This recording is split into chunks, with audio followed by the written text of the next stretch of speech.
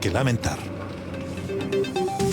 Según el Banco Central, la economía del país crecería entre un 8,5 y 9,5% este año, mejorando así la proyección que daban en marzo, cuando el rango no superaba el 7%. Para entender los factores tras esta proyección, estamos con Nicolás Mañer, economista, profesor asociado y director del Magíster en Finanzas de la Facultad de Economía y Negocios de la Universidad Finisterra. Nicolás, ¿cómo estás? Dije bien el apellido, ¿no? Sí, muchas gracias. Muchas gracias. Bien, a ver, vamos con los detalles. El informe de política monetaria, porque la buena noticia es que aumenta la proyección de crecimiento para este año de una manera considerable. La mala noticia es que no pasa lo mismo con el próximo y el subsiguiente. ¿Cómo vamos analizando y leyendo este diagnóstico que hace y proyección que hace el Banco Central? Bueno, a ver, lo que pasa es que las fuertes cifras de crecimiento se deben a la fuerte caída que tuvimos el año anterior. Chile tiene una tasa de crecimiento que es bastante de largo plazo, mucho más baja que las cifras que estamos viendo ahora, y las cifras grandes se deben a que la base de comparación con respecto al año anterior es mucho más baja. Entonces, creemos, o de acuerdo a las percepciones, a las perspectivas del informe, creemos que durante el 2021 vamos a recuperar lo que perdimos durante el 2020, y de ahí para allá entonces tendríamos un crecimiento más parecido a la tasa de crecimiento de largo plazo. Claro, ahora el problema es que se recupera lo perdido producto de la pandemia, pero luego se entra más bien en una cosa bastante, ¿cómo decirlo? No sé si neutra es la palabra, pero sí como que no hay un gran crecimiento que logre también ir recuperando lo perdido antes, ¿no? Para entenderlo en términos de las cifras que finalmente representan lo que son los sectores productivos, el mercado laboral, todo engloba esta cifra de crecimiento finalmente.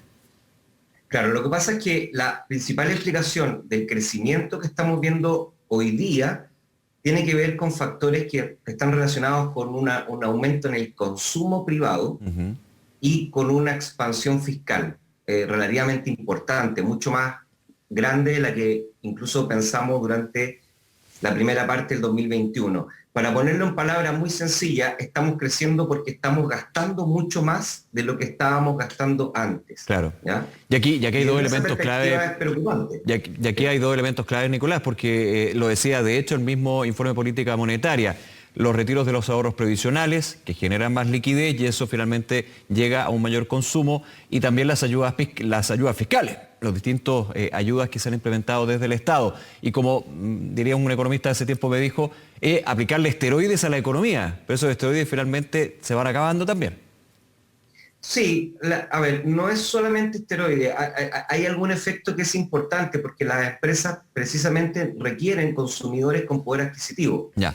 Y ese poder adquisitivo se transforma en negocio para las empresas, por lo tanto, de todas maneras es un factor importante de un crecimiento de cualquier país.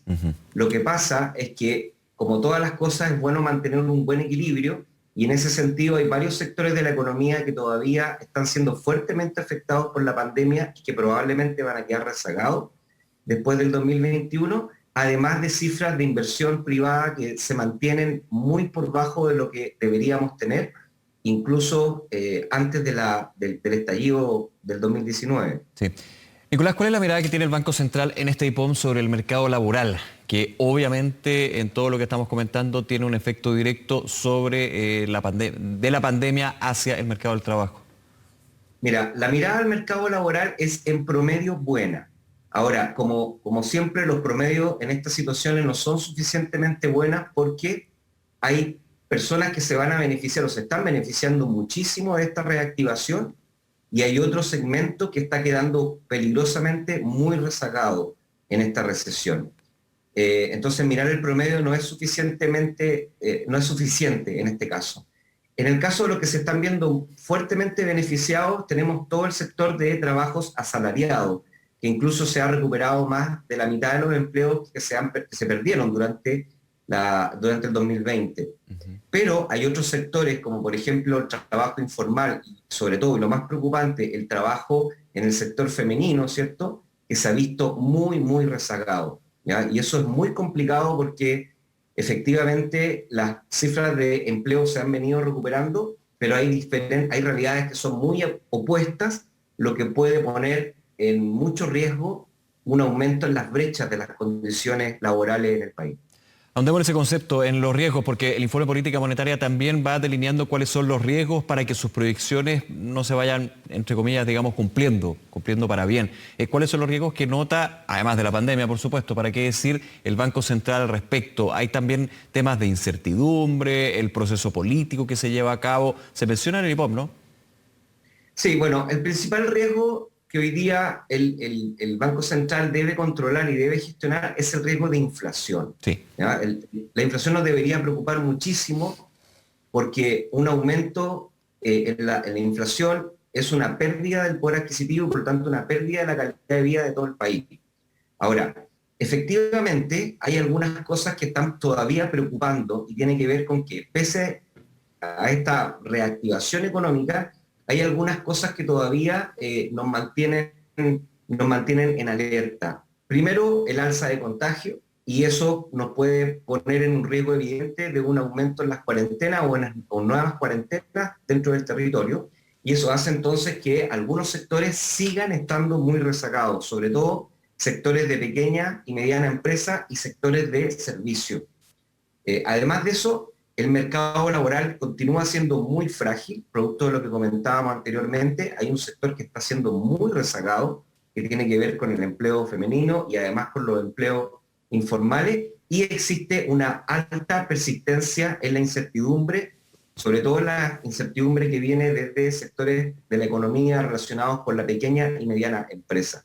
Incluso esa incertidumbre ha venido aumentando durante el 2020, está mucho más arriba del nivel de incertidumbre que generó el estallido social, y esa incertidumbre no ha bajado como ha bajado en otras partes del mundo, como en Estados Unidos y la zona europea. Mencionaba la inflación, si no me equivoco, corrígeme si estoy equivocado, a diciembre de este año proyecta este informe de política monetaria, el segundo del año, un 4,4%. Si es así, es elevado con respecto a la tendencia de inflación anual que se ha estado proyectando y también concretando, ¿no? Exactamente, nosotros tenemos rangos de inflación antes de pandemia que estaban entre el 2 y el 4%, por lo Claro. tanto un 4,4% está fuera del rango. Ahora, es una inflación que está sobre el rango, pero que todavía se mantiene dentro de las cifras normales, dentro de la anormalidad que estamos viviendo hoy Digamos día. que igual termina siendo una inflación sana, entre comillas, porque muchos dicen, claro, y esto, si me dicen un 4,4%, se refleja en que los precios han ido aumentando. Esto hay que verlo producto por producto, para qué decir en materiales de construcción, por ejemplo, que ya hay un tema más bien del sector que hay que ir analizando, pero un 4,4% es un poquito por sobre el rango meta que siempre se fija el Banco Central, pero tú dices que en este minuto excepcional es una cifra que positiva igualmente. Siempre uno piensa podría ser peor. Exacto, Ya. podría ser mucho peor. Ahora, lo preocupante, Nicolás, tiene que ver nuevamente con el promedio. ¿Ya? Ese 4,4% tiene que ver con un promedio de realidades, de múltiples realidades. Y lo que más debiese preocupar al Banco Central es los sectores que van a ser más vulnerables a mayores inflaciones, porque efectivamente si uno estudia en detalle canastas que están más relacionados con percentiles de menor ingreso, probablemente se va a encontrar con mayores inflaciones, porque generalmente este 4,4% representa el promedio de la economía, Claro. pero hay un grupo de productos que está siendo impactado por una inflación mucho más del 4,4%, como por ejemplo los productos de energía, como la parafina, como el gas, por ejemplo. Hay otro elemento que siempre miramos del informe de política monetaria, que es la formación bruta de capital fijo. Para quienes nos ven hasta ahora, esa es la inversión. Una inversión que durante años ha estado en números negativos, cifras negativas. De hecho, el 2019 la proyección era que aumentara, sin embargo, estallido social hace lo contrario, luego llega la pandemia, estamos un poco lo mismo. Sin embargo, se espera más de un 11% para este año, pero es una cifra que se iría moderando ya hacia el 2022-2023. ¿Cómo se lee esta proyección de un tema tan importante? Porque obviamente a mayor inversión, mayores proyectos de inversión, valga la redundancia, y eso puede ir de alguna manera empapando positivamente el ciclo de la economía. Sí, efectivamente, la inflación ha sido, como tú dices, Nicolás, una de las deudas de los últimos años de este país. Hemos tenido inversiones, niveles de inversión privado muy por bajo de lo que debiésemos tener.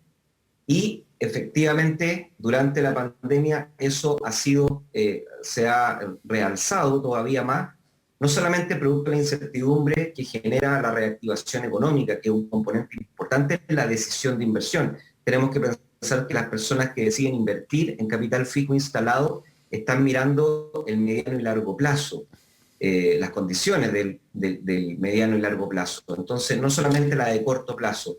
Ahora, evidentemente que siempre el debate político, todas las cosas que se están viviendo por motivos de la reforma.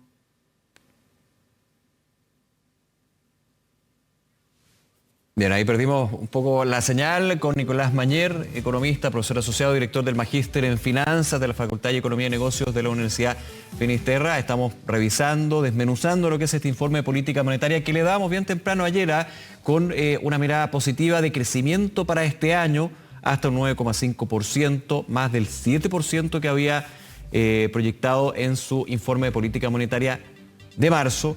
Pero con algunos puntos, incertidumbres, riesgos. Riesgo siempre se le ve el concepto de riesgo como algo denostativo negativo, pero riesgo es finalmente la posibilidad de que las proyecciones no se cumplan por distintos elementos que son más bien incontrolables para la mirada del Banco Central. Es un poco también un punto aparte que hay que hacer sobre el análisis que estábamos desarrollando con Nicolás. El tema de la inflación, claro, yo lo decía, un 4,4% es lo que proyecta para fin de año, que está levemente sobre las proyecciones y tendencias que había tenido la inflación anual durante los años anteriores, también sobre el rango meta del Banco Central, pero nos decía Nicolás Mañer, igualmente este 4,4% si se llega a cumplir, porque esto es una proyección, una estimación hacia diciembre, es dentro del periodo excepcional que vivimos una cifra que no es negativa per se, pero sí es preocupante, que tiene mucho que ver también con la inflación que ha ido aumentando en distintos productos a nivel internacional. ¿Para qué decir de los alimentos? Hay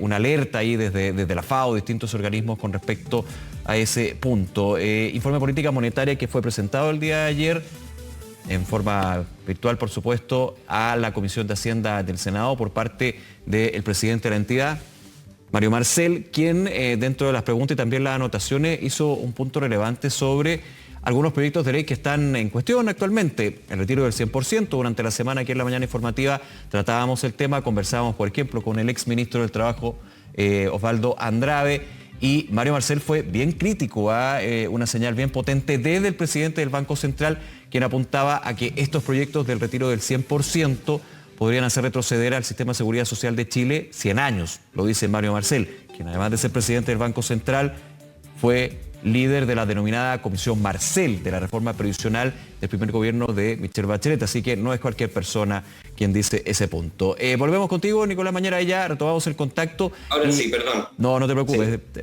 Pasa siempre. El tema de inversión, esto que tiene una mirada muy positiva para este año, pero de bastante cautela para el 2022-2023. Sí, efectivamente, como te decía, yo no relacionaría la deuda que tenemos como país para poder generar mejor inversión, porque es algo que ha sido, digamos, una tendencia mucho antes de la pandemia, ¿ya? Pero sin embargo, pese a la pandemia, hemos ido mejorando porque también han ido mejorando las condiciones de mediano y de largo plazo. Ahora, ojo, que todavía tenemos algunas cosas que tenemos que saber resolver como sociedad que están relacionadas precisamente con aspectos políticos y aspectos sociales, ¿ya? En la medida que seamos capaces de ser una democracia madura, que pueda discutir sus problemas y que pueda definir las soluciones y las reglas del juego lo antes posible, entonces eso sin duda va a ayudar a promover la seguridad y por lo tanto la inversión privada dentro de la economía. Hay otro punto para ir cerrando y agradeciendo estos minutos, Nicolás, que tiene que ver con cómo queda la economía chilena con los elementos que estaba mencionando el Banco Central en el IPOM, especialmente en lo que es gasto fiscal. Va a haber un déficit fiscal, va a aumentar el déficit fiscal que ya existe en nuestro país y eso también va a ser un tema que va a tener que ser abordado por un nuevo ministro o ministra de Hacienda. ¿Hay alguna mención del informe de política monetaria sobre este elemento del déficit? Porque a mayor gasto fiscal, obviamente esa cuenta se va ampliando, digamos. Exactamente. Yo diría que el principal efecto que vamos a ver en el corto plazo de este aumento en el gasto fiscal tiene que ver con las condiciones de riesgo país. ¿ya? Efectivamente, Chile es parte de una red de finanzas internacionales, digamos, para que la gente lo comprenda, en donde Chile se endeuda. Y la tasa por la cual se va a endeudar tiene directa relación con sus capacidades para poder pagar sus deudas. Entonces, en la medida que aumentamos el déficit fiscal, esto quiere decir que estamos gastando mucho más de lo que podemos gastar a cargo de la deuda. Entonces, las personas, o en este caso las entidades que son los acreedores de la deuda nacional, van a empezar a aumentar la tasa de riesgo país y por tanto la tasa de interés. Es decir, a la economía le va a empezar a salir más caro endeudarse. Y ese podría ser un efecto de corto plazo si es que no se gestiona adecuadamente. Bien, Nicolás, muchísimas gracias por estos minutos de analizar lo que es este diagnóstico del Banco Central con su último IPOM. Que te vaya muy bien, buen día. Listo, muchas gracias. Que te vaya muy bien.